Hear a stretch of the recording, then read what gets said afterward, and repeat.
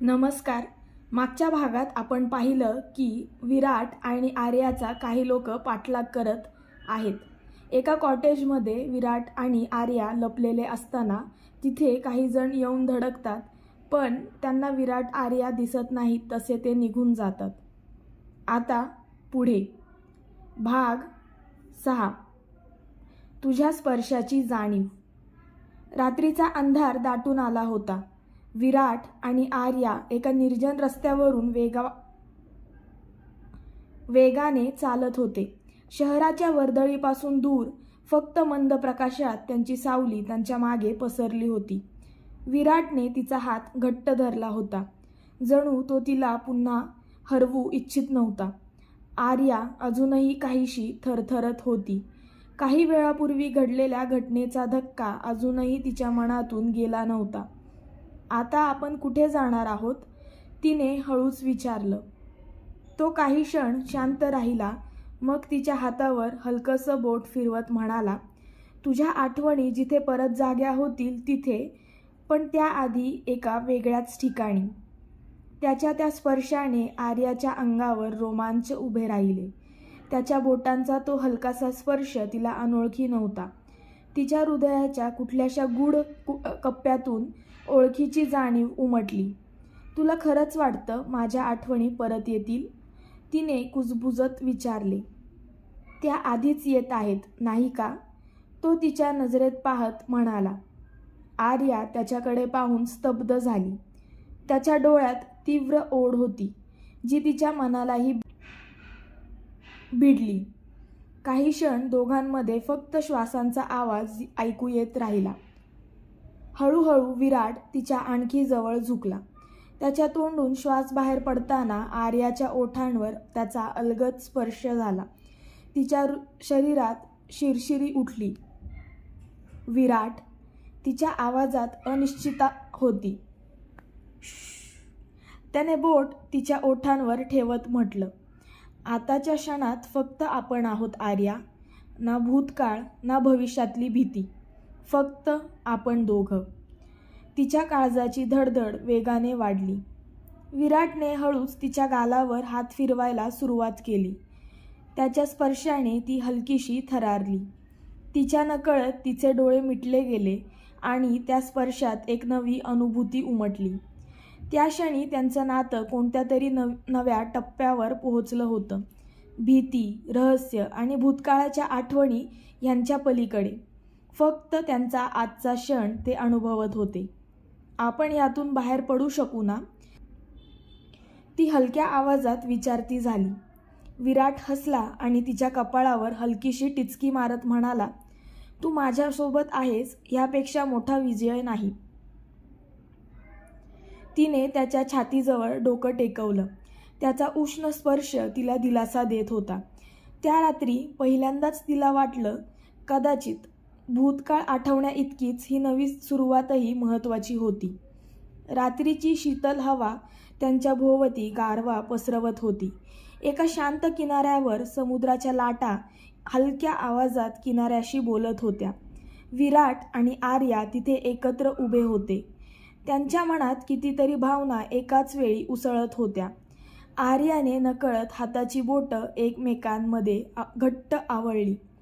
तिच्या मनात अजूनही भीती होती, पण त्याचबरोबर विराटच्या सोबत असल्याचा एक वेगळाच विश्वासही वाटत होता. तू का शांत आहेस? विराटने तिच्या चेहऱ्याकडे बघत विचारले.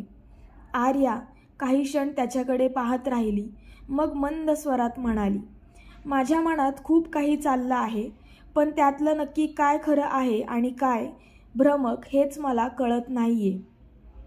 विराटने तिच्या हातावर हलकासा स्पर्श करत विचारले, तुझा माझ्यावर विश्वास आहे ना? तिने हलकेच होकारार्थी मान हलवली आणि उत्तरली, फक्त तुझ्यावरच आहे. त्याच्या चेहऱ्यावर मंद हसू आलं. तो तिच्या अगदी जवळ आला आणि दोन्ही हातांनी तिच्या खांद्यावर त्याने हलकीशी पकड घेतली.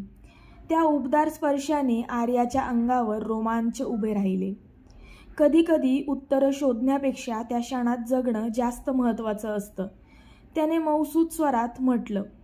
आर्याने खोल श्वास घेतला आणि विचारले, मग मला एक गोष्ट सांग, आपल्यात तेव्हाही मैत्रीपलीकडे नातं होतं ना? विराटच्या डोळ्यात एक वेगळाच भाव उमटला. तो तिच्या इतक्या जवळ आला की त्यांच्या श्वासाचा आवाजही एकमेकात मिसळत होता. हो, तो कुजबुजला. आणि तूच माझी सुरुवात आणि शेवट आहेस आर्या. ती त्याच्या डोळ्यात हरवून गेली. तिच्या नकळत तिने स्वतःला त्याच्या मिठीत झोकून दिलं. त्याच्या उबदार मिठीत ती हरवून गेली होती. माझ्या आठवणी हरवल्या असतील, पण हृदयाची जाणीव हरवली नाहीये, ती हळूच म्हणाली. त्याने तिच्या केसांमध्ये हात फिरवत तिच्या कपाळावर ओठ टेकवले. तुझं मन तुला कधीच फसवत नाही आर्या.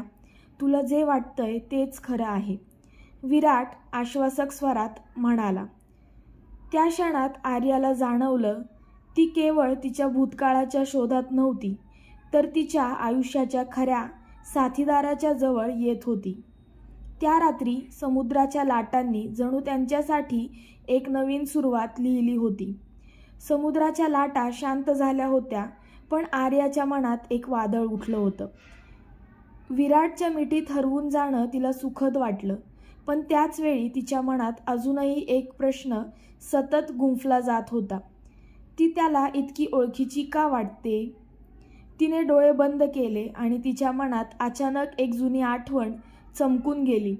एका छोट्याशा हिल स्टेशनवर ती एका कॉफी शॉपमध्ये बसली होती आणि तिच्यासमोर बसला होता एक तरुण मुलगा. अर्थात तो विराटच होता. त्याच्या हातात एक चिठ्ठी होती आणि तो त्या चिठ्ठीकडे गंभीर नजरेने पाहत होता. त्याने नंतर आर्याकडे नजर वळवून पाहिले. आर्या, जर तुला कधीच काही आठवलं नाही तर? तो विचारत होता. तसा तिच्या हृदयाचा ठोका चुकला. तिने घाबरून डोळे उघडले आणि सध्या समुद्रकिनाऱ्यावर उभ्या असलेल्या विराटकडे पाहिलं. विराट, घाबरलेल्या स्वरात तिने त्याला हाक मारली. काय झालं? तो तिच्या बदललेल्या हावभावाकडे बघून सावध झाला. माझ्या डोक्यात काहीतरी उमटलं, एक आठवण, ती विचार करत म्हणाली. कोणती आठवण? विचारत त्याने तिचे हात घट्ट धरले. एक कॉफी शॉप, तू आणि मी तिथे होतो आणि तुझ्या हातात एक चिठ्ठी होती. ती घाईघाईने बोलत होती. विराट काही क्षण स्तब्ध झाला. त्याच्या चेहऱ्यावर आश्चर्य आणि काहीसं टेन्शन स्पष्ट दिसत होतं. म्हणजे तुला आठवायला लागलंय? तो कुजबुजला. आर्या त्याच्याकडे भेदरलेल्या नजरेने पाहू लागली. तिने विचारले, हो, पण हे नक्की काय होतं? आणि ती चिठ्ठी, त्यात काय होतं? विराटने खोल श्वास घेतला आणि म्हणाला, आर्या, तुला काही आठवायच्या आधी मी तुला सगळं सांगायचं ठरवलं होतं, पण आता हे तुला स्वतःहून आठवायला लागलंय, त्यामुळे. तो पुढे काही बोलणार होता, पण त्याच वेळी त्याच्या फोनवर एक कॉल आला. त्याने स्क्रीनकडे पाहिलं आणि त्याचा चेहरा क्षणात तणावग्रस्त झाला. आर्या त्याच्या चेहऱ्याकडे पाहून घाबरली. कोणाचा कॉल येत आहे? तिने विचारले. तसा तो काही क्षण शांत राहिला आणि नंतर हळूच म्हणाला, हा कॉल आपल्या भूतकाळाशी जोडलेला आहे आर्या, आणि आता तुला हे सत्य जाणून घ्यावंच लागेल. तसा आर्याच्या काळजाचा ठोका चुकला. त्या आठवणीमागचं रहस्य आता उलगडणार होतं. विराटच्या फोनवर येणाऱ्या कॉलने आर्याच्या मनातली उत्सुकता आणि भीती दोन्ही वाढलं होतं. त्याच्या डोळ्यात सुद्धा एक अनामिक तणाव स्पष्ट दिसत होता. सांग ना विराट, कोणाचा कॉल आहे? आर्याने त्याच्या हातावर आपला हात ठेवत विचारलं. तो काही क्षण तिच्या डोळ्यात पाहत राहिला, मग त्याने फोन उचलून कानाशी लावला. हॅलो, त्याचा स्वर गंभीर होता. फोनच्या पलीकडून कोणीतरी बोलत होतं, पण आर्याला काहीच ऐकू येत नव्हतं. ती फक्त विराटच्या चेहऱ्यावर उमटणारे बदललेले हावभाव पाहू शकत होती. पहिल्यांदा धक्का, नंतर चिंता आणि नंतर एक वेगळाच निर्धार. ठीक आहे, मी लवकरच येतो, असं म्हणत त्याने कॉल कट केला. काय झालं? आर्या अस्वस्थ होत विचारती झाली. विराट काही क्षण गप्प राहिला. मग तिच्या हातावर हलकासा दाब देत तो म्हणाला, आपल्याला लगेच एका ठिकाणी जायचं आहे. तिथे तुला काहीतरी आठवेल आर्या, तुझ्या भूतकाळाशी जोडलेलं असं. आर्याच्या मनात हजारो प्रश्न उभे राहिले, पण ती काही न बोलता त्याच्यासोबत गाडीत बसली. गाडी एका निर्जन हिल स्टेशनकडे चालली होती. वाटेत घनदाट जंगल, वळणावळणाचे रस्ते आणि अचानक गडद होत जाणारं वातावरण होतं. आर्याच्या मनात एक अनामिक अस्वस्थता निर्माण करत होतं. आर्याने कुजबुजत विचारले, आता आपण कुठे जाणार आहोत? विराट हलकसं हसत म्हणाला, तुझ्या आठवणी जिथे परत जाग्या होतील तिथे. आर्या थोडीशी गोंधळलेली होती. तिच्या डोक्यात आठवणींच्या अस्पष्ट छटा उमटू लागतात. आर्याने विचारले, तुला खरंच वाटतं माझ्या आठवणी परत येतील? विराट तिच्या डोळ्यात पाहत म्हणाला, त्या आधीच येत आहेत, नाही का? तशी आर्या स्तब्ध झाली. दोघांमध्ये फक्त श्वासांचा आवाज होता. त्याच्या नजरेत काहीतरी गूढ होतं. पुढे काय घडलं हे जाणून घेण्यासाठी चॅनलला सबस्क्राईब करा आणि बेल आयकन दाबायला विसरू नका.